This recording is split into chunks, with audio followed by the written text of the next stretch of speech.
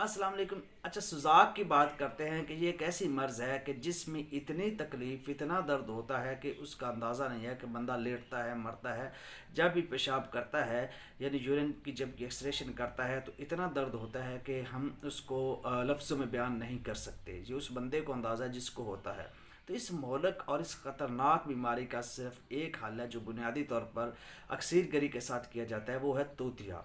कि तोतिया यानी नीला तोता जो है, इसकी 2 तोला की डली लें और आब तिलसी लें। आब तिलसी में प्यारे व्यूवर्स, आप लोगों ने क्या करना है, इसको 36 से 48-45 घंटे आपने खरल करना है। अच्छे तरीके से खरल करना है कि उसका आपने उसको मारना है।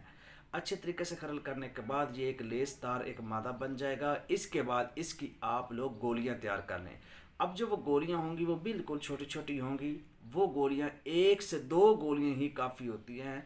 पानी के साथ आप लोगों ने उसको इस्तेमाल करवाना है और सुजाक का जितना भी मसला है किसी बंदे को, वो बिल्कुल क्लियर हो जाता है। तो अगेन सुन लें, आब तिलसी में आपने ये 40 से 50 या 36 से 45 घंटे आप लोगों ने इसको खरल करना है और रगड़ाई करनी है। और अच्छे तरीके से ये 4-5 दिन में आपके 36 से 48 घंटे कवर हो जाते हैं अगर एक बंदा काम करने वाला हो।